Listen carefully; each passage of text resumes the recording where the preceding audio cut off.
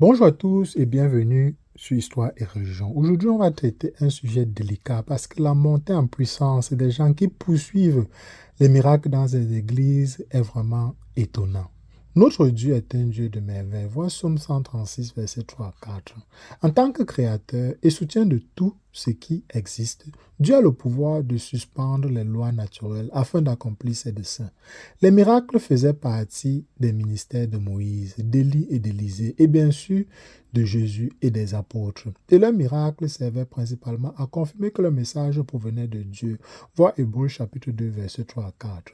Aujourd'hui, beaucoup de gens cherchent encore à expérimenter le miraculeux et certains feront de grands efforts pour vivre cette expérience. Il peut y avoir de nombreuses raisons à un tel désir et l'Écriture nous en donne au moins 5.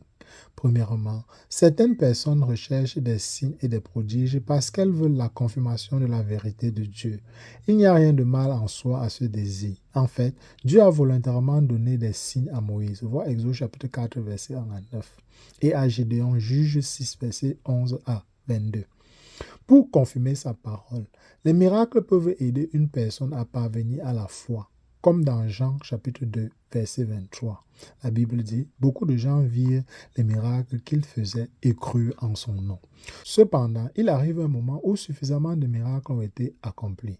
La vérité a été prouvée et il est temps d'exercer la foi. Lorsque Moïse hésita à obéir après une série de miracles au buisson ardent, la colère de l'Éternel s'enflamma. Voir Exode chapitre 4, verset 14. De plus, il est plus noble aux yeux de Dieu de croire sans avoir besoin d'un miracle. Jésus rendit visite aux Samaritains et grâce à ses paroles, beaucoup d'autres devinrent croyants. Jean chapitre 4, verset 41. Quelques versets plus tard, Jésus réprimande les Galiléens. À moins que vous ne voyiez des signes et des prodiges miraculeux, vous ne croirez jamais. Jean 4, verset 48. Contrairement aux Samaritains, les habitants de Galilée avaient besoin de signes et de prodiges. Dans notre deuxième point, on va dire que certaines personnes recherchent des signes et des prodiges parce qu'elles ne croient pas aux signes et aux prodiges qui ont déjà été accomplis. Les pharisiens de Matthieu 12 étaient nombreux. Jésus accomplissait des miracles depuis un certain temps lorsqu'un groupe de scribes et de pharisiens vint à lui avec une demande insolente de voir un autre signe. En réponse, Jésus les a condamnés comme méchants et adultères. Voir Matthieu 12, versets 38 à 39. Ils étaient méchants dans le sens où ils refusaient de croire aux signes et aux prodiges que Christ avait déjà accomplis. Malgré ces prodiges, ils ne crurent pas. Psaume 78, verset 32.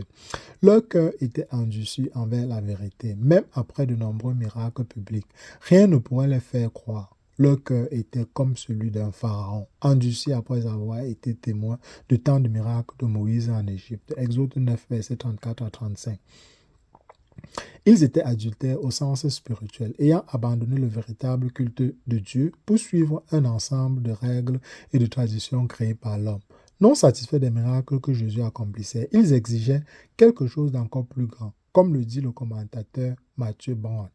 Je cite, « Ils cherchaient des signes de leur propre invention. » Leur rejet du Christ était si profondément enraciné que lorsqu'on leur présentait plus tard le signe du prophète Jonas, la résurrection du Christ de Matthieu, chapitre 12, verset 39 à 40, ils ne voulaient toujours pas croire. Notre troisième point s'illustre en disant que certaines personnes recherchent des signes et des prodiges parce qu'elles cherchent une occasion d'excuser leur incrédulité. À l'époque de Jésus, il y avait des gens qui le testaient en cherchant un signe. Voir Matthieu chapitre 16, verset 1 ou Luc 11, verset 16. Puisqu'ils ont précisé que le signe venait du ciel, ils voulaient très probablement quelque chose de spectaculaire, semblable à celui d'Élie, faisant descendre le feu du ciel. Voir 1 Roi chapitre 18, verset 38. Ou d'Ésaïe, faisant inverser la trajectoire du soleil. Ésaïe 38, verset 8. Probablement, leur test était conçu pour être quelque chose de trop grand pour que Jésus puisse l'accomplir. Ils espéraient simplement qu'il le tenterait et échouerait dans sa tentative. Le quatrième point est que certaines personnes recherchent des signes et des prodiges parce qu'elles sont curieuses et en quête de sensations fortes, comme les foules dans Jean chapitre 6, verset 2 et le roi Hérode dans Luc 23, verset 8. Ils veulent voir quelque chose de sensationnel, mais ils n'ont aucun réel désir de connaître la vérité du Christ. Et notre cinquième et dernier point est que certaines personnes recherchent des signes et des prodiges parce qu'elles espèrent obtenir quelque chose pour elles-mêmes. Après que Jésus ait nourri les multitudes, une grande foule l'a suivi de l'autre côté de la Galilée. Jésus a cependant vu leur véritable motivation et les a réprimandés. Je vous le dis en vérité, vous ne cherchez non pas que vous avez vu des signes miraculeux, mais parce que vous avez mangé des pains et vous êtes rassasiés. Jean 6, verset 26. Le désir de la foule n'était pas de connaître le Christ, ni même de voir davantage des miracles. C'était simplement pour leur remplir à nouveau l'estomac. En conclusion, mieux vaut prendre Dieu au mot que de rechercher un nouveau miracle. La foi simple est plus agréable au Seigneur que le fait de s'appuyer sur une expérience sensorielle éblouissante. Jésus lui dit, « Parce que tu m'as vu, tu as cru.